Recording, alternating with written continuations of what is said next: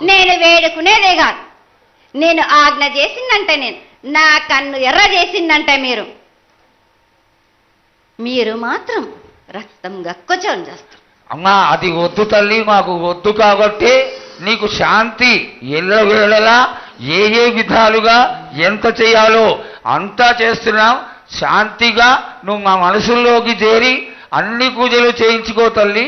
అదేవిధంగా ఈరోజు మన దేశంలో విచిత్రంగా మరణాలు ఎక్కువైపోయినాయి.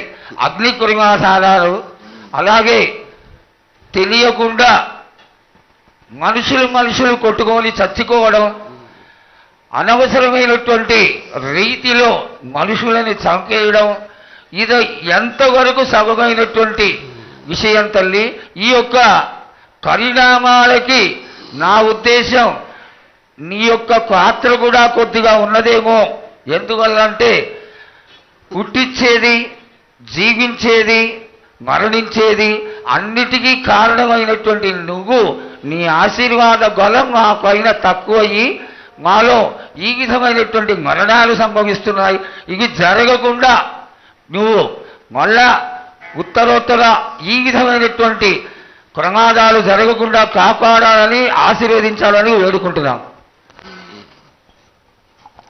నాది మాత్రం కొద్దిగా ఉంటుందని అనుకుంటున్నారు, కానీ తప్పకుండా ఉంటుంది బాల. కానీ కాలం తీరిందంటే తప్పనిసరిగా ఎవరేది అనుభవించాలో అది తప్పనిసరిగా అనుభవిస్తారు బాలకు. నేను మాత్రం దానికి అడ్డురాను బాలకు.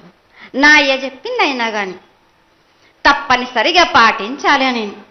కానీ మీరు కూడా నాకు సంతోషపెట్టడమేగా, సక్రమంగా పూజలు జరిపించండి, కొద్దిగైనా నాకు రక్తం చూపించండి. ఇది వరకు నేను చేసిందంతా మీరు సంతోషంగానే అందుకుంటున్నానే. కానీ మీరు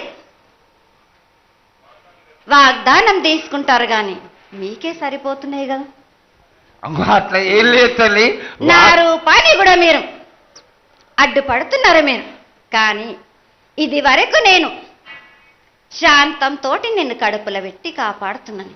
ఈ ఏడు జరిపించలేకపోతే నేను మాత్రం ఎవరెవరు అడ్డుపడుతారో వారికి నేను రక్తం గక్కేలా నేను చేస్తాను. కానీ మళ్ళీ నన్ను నిందించద్దు. నాకు ఈ ఏడు నాకు నా రూపాన్ని నిలబెట్టేసరికి నాకు మాత్రం రక్తం చూపియండి. నాకు రక్తం చూపించకపోతే నేను మాత్రం ఊరుకోను బాలక్క.